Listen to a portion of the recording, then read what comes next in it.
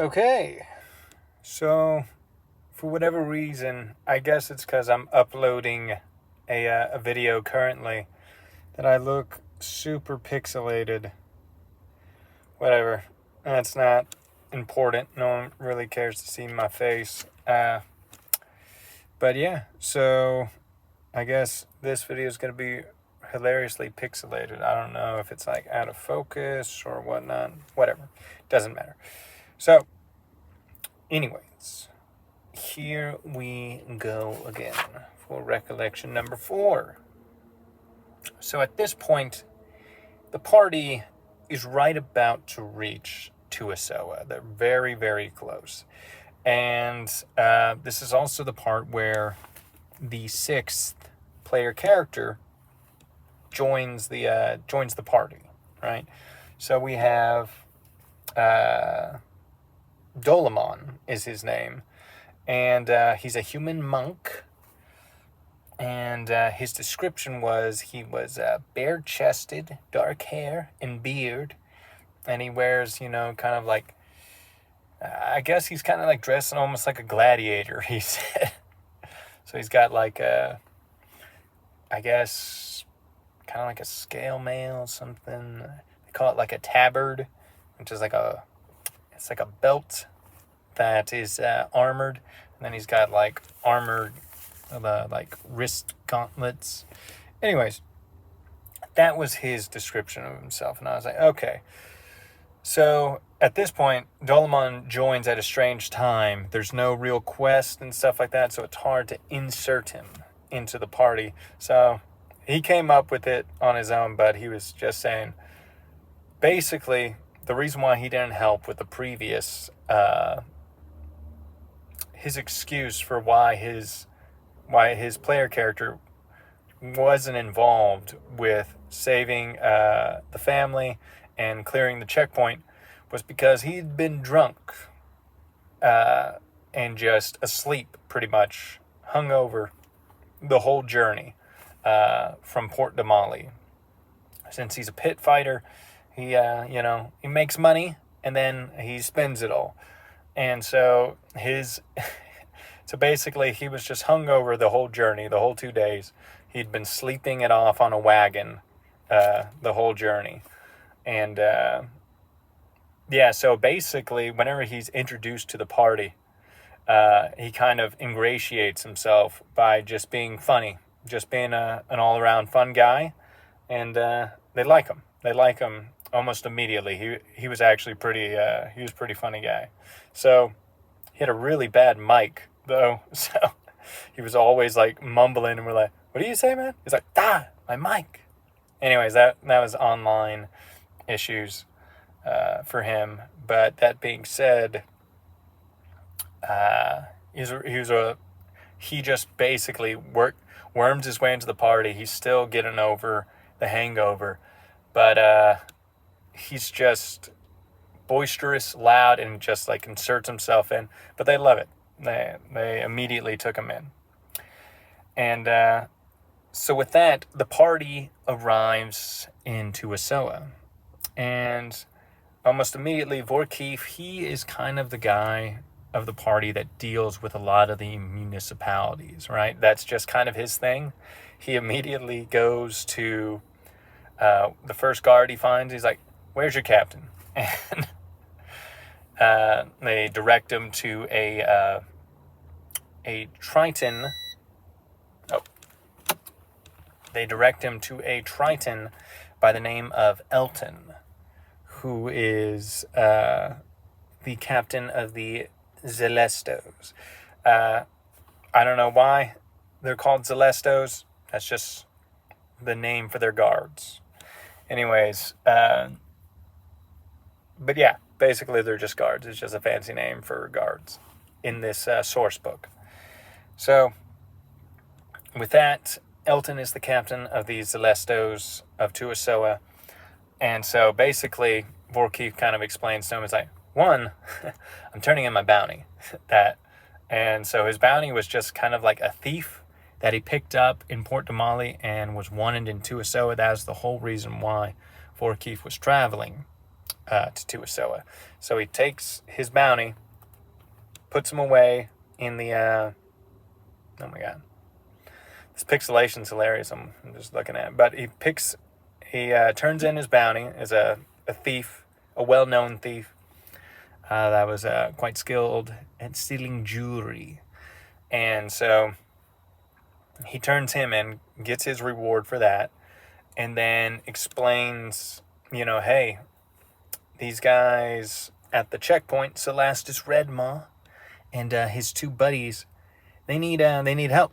They need relief and assistance. So he's like, oh, okay, all right, appreciate it. We'll send someone down there and check it out and help them out. So with that, Elton, just kind of basically gives them their reward for that, and also for Forkeef's bounty. And from that point, they're basically like, all right, so what now? And that's whenever the party decides we should acquire food and lodging, right? Because they've been dismissed from Barrow Stone Turner's caravan, right? Like he gathers people. He gathers people like every. Let's do this real quick. So he gathers people basically at every town, right? People come and go in his caravan and stuff like that. And so they go ahead and they find the first tavern that looks all right, a real middle-of-the-road tavern. And they come across one called the Boned Fish Tavern. And it is owned by a burly half-orc woman by the name of Gorga. And I couldn't really think of anything special about this tavern, so I was like, they sell coffee. And apparently that's a delicacy on the Lucidian coast of Wildmount. So for them, it was pretty funny. They're like, oh yeah, coffee? Okay, cool. Yeah, sure. I mean, we were playing at night, so some guys were drinking coffee later on in the night to keep going. But anyways, that's what they were doing, right? And so from there, they acquire lodging, they get some food, try coffee, and Xander feels a burning sensation in his pocket. This is our rogue, Xander Swiftclaw. But he knows what this is. So he steps outside, and I basically have like a one-on-one with him where I tell him, he reaches into his pocket and pulls out a slip of paper that has burned into existence, right? And so he's looking at it, and basically what it's doing is it's giving him like information that he has to memorize quickly, and then it disposes of itself. It self-detonates like in Mission Impossible. But essentially, the message that appears to him says that 2 out of 3 of the guys he is looking for are in Tussoa. And so he's like, okay.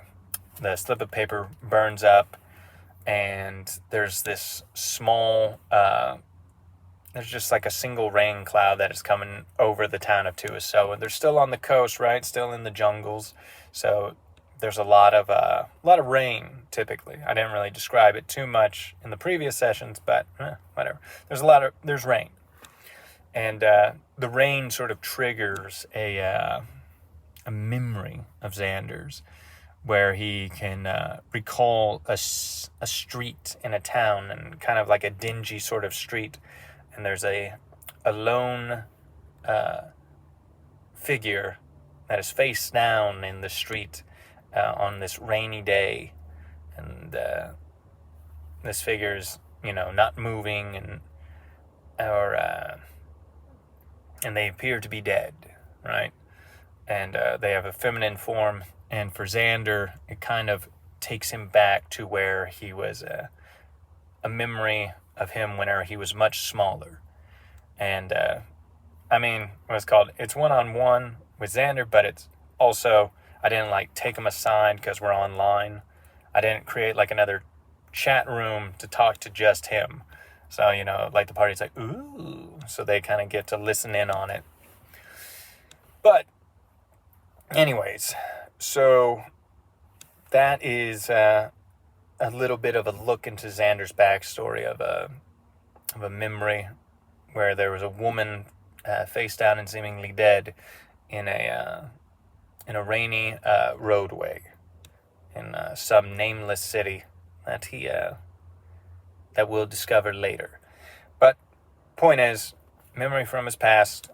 He goes back inside, and at that point, the party's like, "Listen, we got a little bit of dough. Let's go do some shopping." Or in their case, because they're so low level and they really don't have a whole lot of gold, a little bit of shoplifting. Because, well, in D&D, it's allowed, right? You're allowed to be bad in an imaginary game. It's perfectly fine. Not allowed to do it in the real world. But in an imaginary game, fine. You can be chaotic evil, lawful evil, whatever. But anyways, so they go down into like a market street. There's many names for these places, but they're not really that important. All you need to know is it's a market street. Tussoa is not that important of a town. Anyways, I'll probably learn the mark. Maybe next time I'll start writing down what these places are called. But essentially, they go down to a market street, and they quickly realize that though they have gold, they're going to have to pull it all together because they really can't afford anything except for like health potions, the smallest health potions. But Xander, being a rogue and trying to help out the party in what way they could, Xander does the old thievery sleight of hand trick to try and get a good magic item for one of the players, one of the party members, and he ends up getting Wick this ring of spell storing, which is a good attunement item for a low level player character, especially Wick, who as a warlock doesn't have a whole lot of spell slots, or spells for that matter. So they would put Vorkeef's spells into that ring of storing, and so what's called, in case like Wick needed to heal someone or use a particularly powerful spell, they had it on hand, which was kind of cool. Yeah, it was really smart of them.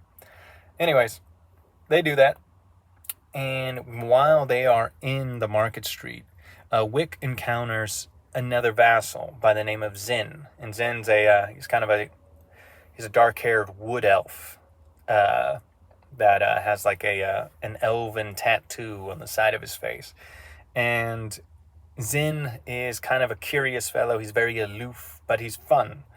And he's kind of a jokester. Well, maybe not really a jokester. I don't know. Zin seems a little bit mischievous and cunning for a vassal. So Wick is always kind of not necessarily on edge, but Wick doesn't quite know where to put this guy.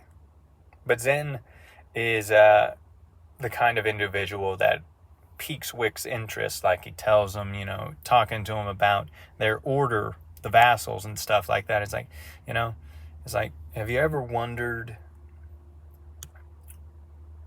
what is called why Urahaza here is giving off pieces of himself, aspects of his being to a group of warlocks to basically, become stronger and stuff. He's like, Zin's a very questioning kind of guy.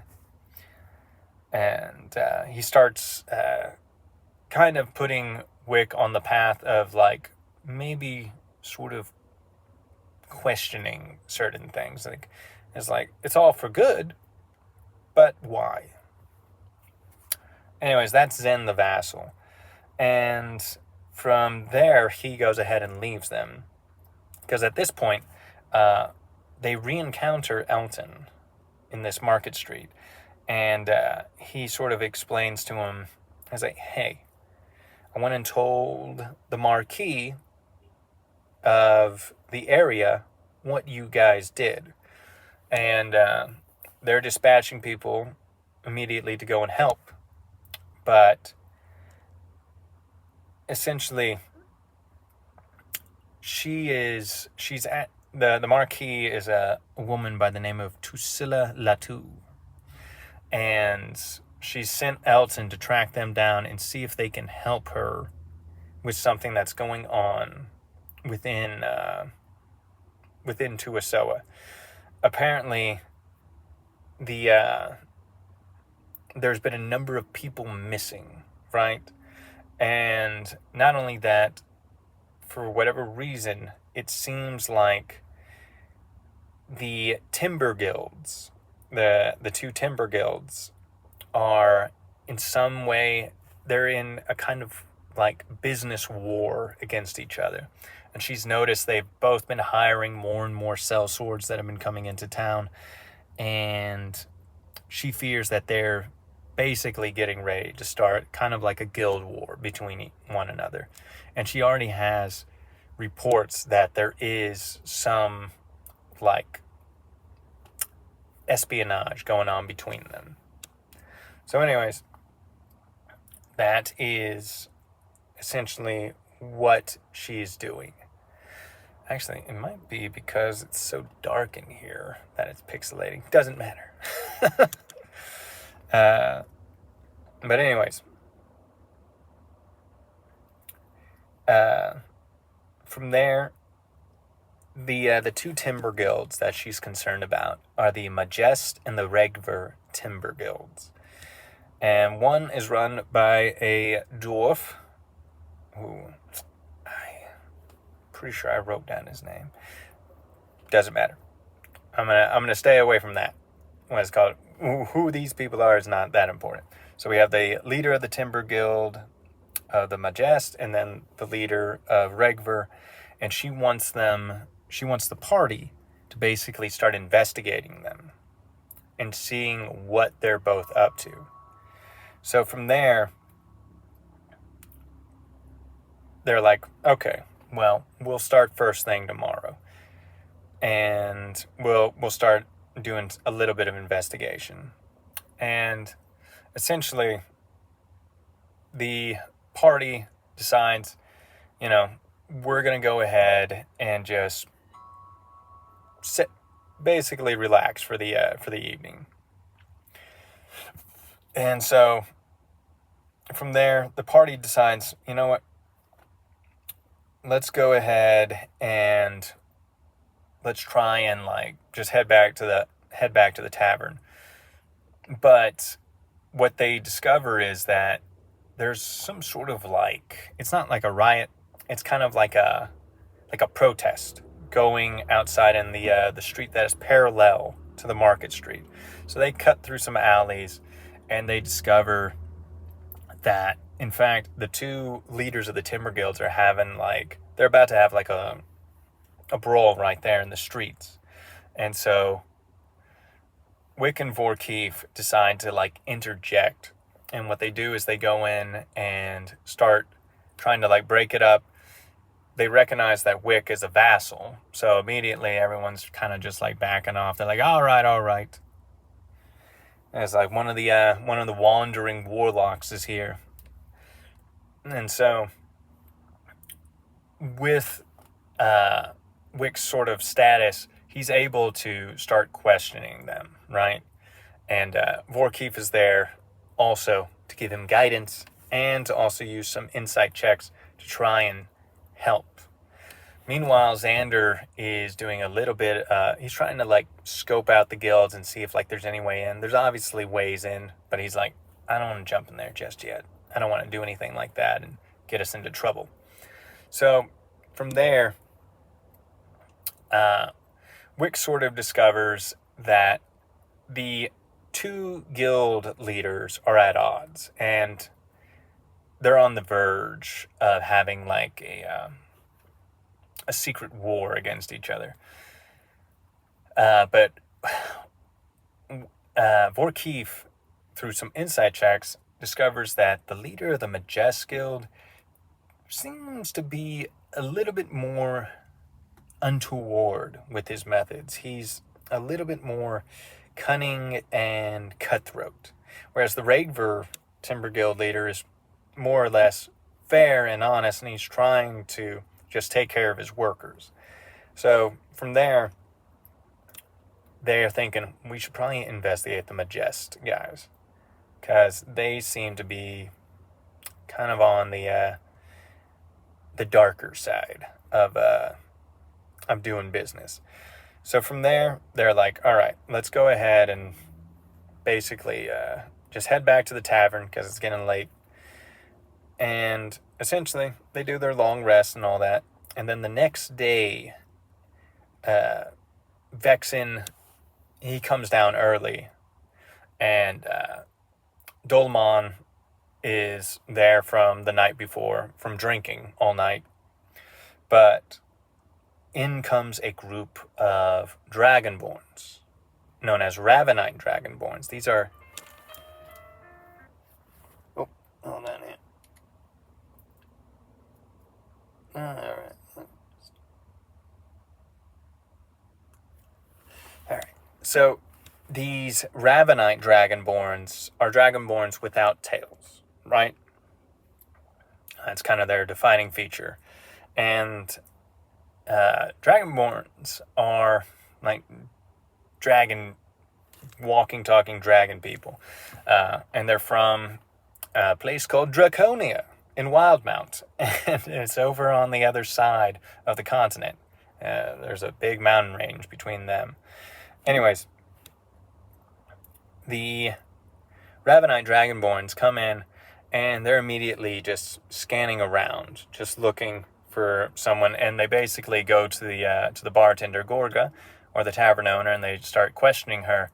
And one of them spies Vexen, and they can see his tail. And so that's whenever the Dragonborn approaches him, one of the leaders, and he asks, and he's like, "Are you a Dragonborn?" And Vexen's like, "No." And and then they start questioning him more. And eventually they want to take off his hood. They want to see if he has like any more features that resemble a Dragonborn. Because at first, Vexen's like, "I'm a lizard folk." And they were like, "We don't believe you. Show us." And so they're trying to basically remove his hood and trying to discern if he is a Dragonborn with a tail, which is another kind of Dragonborn known as a Drakenblood. There's two kinds. So there's the Ravenites that don't have tails, and then there's the Drakenbloods that do have tails. And there's a reason for this. Anyways, immediately, Vexen just goes into a brawl with these Dragonborns. Thankfully, Dolomon's down there, and kind of shows his skill set, and it turns into a brawl. But Dolomon is a monk, so it's all hand-to-hand fighting. So he whoops him, and then Vorkeef, and then everyone else, Wick, Xander, Nox's kid draws his bow from up atop the balcony, looking down. So everyone starts drawing their weapons. And eventually, Vexen's like, "Get out of here," and throws the Dragonborns out of there. And Gorga, she's like calling the guards, the Zelestos. And at that point, they learn a little bit more about Vexen, in that obviously he's not a lizard folk.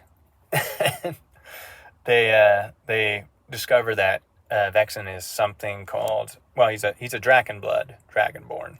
So he has a tail. And there's this enmity between the two kinds of Dragonborns. In Draconia, there's kind of the elite class of Dragonborns that had tails, the Drakenbloods, that were the higher upper crust sort of group. And then you have the Ravenite Dragonborns that were kind of the serfs, So you have like the aristocracy and then the serfs. So from there, what it's called, they realize, oh, so Vexen's kind of a noble dragonborn. Go figure. Anyways, that's what they learned more about Vexen. And then at this point, Xander has been doing his rogue thing, right? So he's been sneaking around the town and eavesdropping and trying to pick up chatter where he can. He's just hanging out on the road where all the guilds are. And so what he discovers is through his investigating and stuff like that, basically he learns that the Majest Timber Guild is hiring sellswords from a tavern located in the river docks. And through the eavesdropping that he was doing, he learns that this tavern is kind of where a lot of the real baddies of the town reside. So these are like coastal pirates and underworld like syndicate goons and stuff like that. But essentially, they get a lead that this is where they're hiring guys. So at that point, they have something to go on now. So they know where it is. It's down at the docks on the northern side of the town, like on the western side of the main plaza. So from there, that's where they go next. And actually, that's technically where we're going to end this recollection. So we'll pick back up next time. Okay?